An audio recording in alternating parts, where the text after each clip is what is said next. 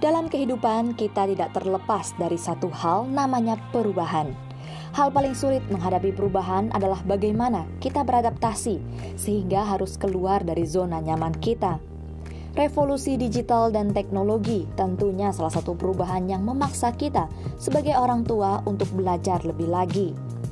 Orang tua diharapkan mampu melindungi anak-anak dari ancaman era digital, tanpa menghalangi potensi serta manfaat yang bisa ditawarkan oleh kemajuan saat ini.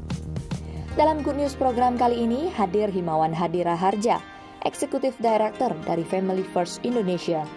Pria yang akrab disapa Pak Him ini bersama istrinya Ervin Neni telah mendedikasikan hidup mereka dalam melayani keluarga-keluarga yang sedang mengalami tantangan dalam rumah tangga. Spesial hari ini beliau akan berbagi dengan kita pentingnya orang tua terlibat secara aktif dalam kehidupan anak-anak di generasi milenial ini. Jangan beranjak kemana-mana, sesaat lagi hanya di Good News program at Star House. Iya pemirsa sekalian, saya Himawan Hadira Harja. Ini istri saya, Ervin. Kami sudah menikah tahun ke-20 yang ya? Benar tahun ke-20 ya? Wow. Puji Tuhan. And still going strong. Gitu ya. Luar biasa. We love to hear that. Iya. Nah mungkin bisa diberikan background dulu. Apa sih transisi dari cara parenting yang zaman dulu sama yang zaman sekarang ini bedanya seperti apa? Silakan Pak. Saya ingat sekali gitu ya, ketika saya ingin tahu sesuatu, maka ayah saya, almarhum ayah saya seorang guru gitu ya. Dan ibu saya menjadi sumber di mana saya tanya pertama kali. Tentang pengetahuan sehari-hari, tentang kehidupan, tentang nilai-nilai gitu ya. Nah, cuman zaman now, kita bicara zaman now gitu ya. Zaman di mana perkembangan teknologi digital cepat sekali berkembang. Sekarang yang menjadi sumber pengetahuan bukan lagi orang tua kita, tapi ada sosok namanya Mbah Google. Gitu ya. Cepat sekali gitu ya. Kadang anak kayak orang tua gitu ya. Pak, ini artinya apa Pak ya? Papanya lagi mikir-mikir, bentar. Papa kalah cepet. Ini udah dapat aku langsung udah dapat ini nih. Betul. Dan tanpa disadari banyak orang tua, apalagi tadi Pak Dandan mengatakan banyak yang suami istri sama-sama sibuk ya, akhirnya membuat attachment mulai berkurang, relasi mulai berkurang, dan kemudian gadgets, social media sudah menjadi the second parent. Wow. Bahkan pelan-pelan dalam beberapa keluarga first parentnya justru ini. Gadgets dan sosial media, baru kemudian orang tuanya. Karena papanya atau mamanya seringkali absen, nggak ada waktu di rumah super. ya. Oke. Jarum super, jarang di rumah suka pergi. Bisa aja Bapak. Iya. Oke. Jadi itu sesuatu yang kita tidak bisa hindari, tetapi seperti kita naik ombak ya, surfing gitu ya. That's right. The power of the wave is very destructive. Tetapi di sisi yang lain kalau kita tahu bagaimana cara mengendalikannya, bagaimana cara menaikinya, kita bisa manfaatkan ini menjadi sebuah tontonan yang atraktif, bahkan sebuah sport yang sangat luar biasa. Bahkan kita juga bisa memanfaatkannya untuk hal-hal yang luar biasa. Jadi tonight is about riding the wave. Riding the wave. Malam ini kita tidak akan berbicara untuk berhati-hati, tapi how to ride. How to ride the wave. Oke, good. Berarti kan cara parenting kita juga harus dirubah ya. Nggak bisa seperti yang tadi Bapak ceritakan zaman old. Cara parenting efektif seperti apa di usia digital ini? Kalau di usia sekarang, parenting kita yang pertama, kita harus bisa jadi role model dulu untuk anak kita. Oke. Ya. Misalnya bagaimana itu yang dimaksud jadi, role model?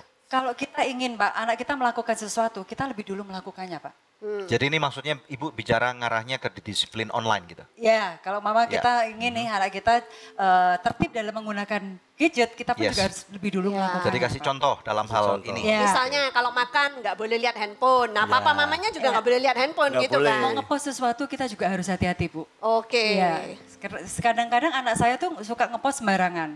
Saya lihat, oh ada yang nggak benar. Saya langsung DM dia pribadi. Ini nggak benar, jangan dilakuin. Langsung dihapus. Bahaya sekali.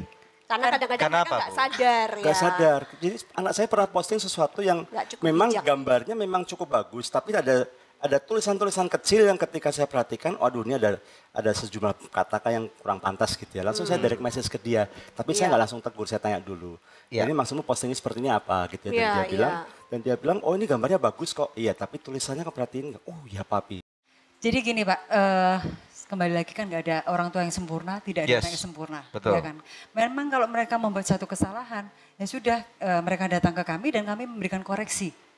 Memberikan koreksi kepada mereka, bahwa apa yang mereka lakukan tuh keliru, salah. Dan Yes. mereka harus memperbaiki dan tidak mengulangi lagi. I Mungkin see. ada konsekuensinya.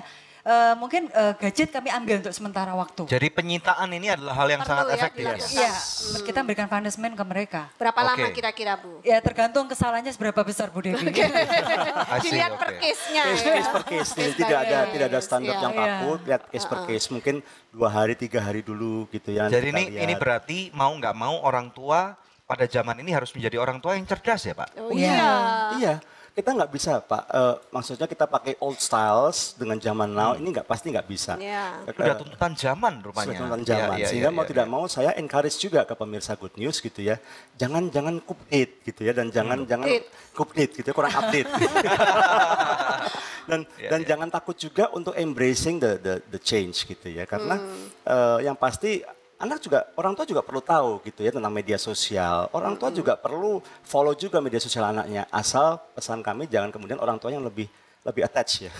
Bapak dan Ibu kemarin juga ada ngirim ini ya, PowerPoint Ya, yang bilang bahwa media sosial itu tidak menentukan kedalaman spiritual anak kita. Media sosial tidak menentukan prestasi anak-anak kita Ya. di sekolah gitu kan. Tapi media sosial berperan banyak dalam hidup mereka dan mempengaruhi cara berpikir mereka. Ini Bapak bisa jelaskan dikit tentang media sosial. Iya, jadi memang di sebuah riset yang dilakukan oleh sebuah lembaga Kristen Oktober-November 2017 di 42 kota besar memang menghasilkan satu penemuan yang cukup mengejutkan gitu ya, bahwa ternyata bukan masalah intensitas penggunaan media sosialnya yang membuat seseorang anak itu menjadi kurang kuat imannya, Ya. tapi kontennya. Sehingga dalam hal ini yang perlu kita sikapi, waspadai adalah konten-kontennya. Ya. Nah, di sini kembali lagi tadi yang istri saya juga sudah singgung gitu ya. Ketika orang tua memberikan contoh satu dan kemudian kedua, ketika orang tua memanfaatkan waktu-waktu yang ada sambil makan, sambil nonton bersama, mungkin sambil main, sesekali mungkin bahas tentang kehidupan dan kemudian tanamkan kepada anak gitu ya. Diselipkan Diselipkan value-value yang value-nya ada lagi. gitu ya. Ya. Karena ketika anak menerima pengajaran dalam situasi yang informal, itu justru Ya. mereka lebih ingat. Iya. Gitu ya. Dan jangan lupa ketika bertemu dengan anak, bercakap-cakap dengan anak, jangan lupa pemirsa, kita ini punya 2 telinga, 1 mulut. Artinya justru di situ kita Luangkan lebih waktu banyak untuk mendengar. mendengarkan. Sesekali kita selipkan nilai, tapi kita lebih banyak mendengar kisah mereka, cerita mereka. Kalau anak kita melihat bahwa orang tua saya kok banyak dengerin saya ya, itu dengan sendirinya mereka akan cenderung lebih mudah mendengarkan kita, karena kita sudah lebih dulu mendengarkan mereka.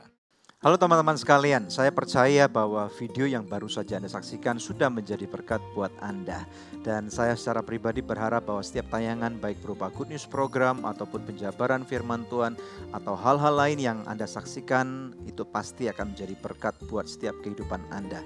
2 hal yang saya ajak Anda, yang pertama, mari subscribe dalam channel Anugerah Ministries supaya setiap tayangan-tayangan baru ini akan Anda ketahui, ada gambar lonceng, jangan lupa untuk dipencet sekaligus supaya setiap tayangan baru Anda akan mendapatkan notifikasi. Kemudian yang kedua, Anda pun dapat menjadi berkat bersama dengan kami. Anda dapat klik di sebelah kiri saya sehingga Anda dapat berpartner bersama dengan kami. Setiap dukungan Anda ini akan memastikan bahwa kita pun akan tetap dapat menjadi instrumen dan menjadi berkat bersama dengan Anda untuk melebarkan kerajaan surga. Terima kasih, Tuhan memberkati.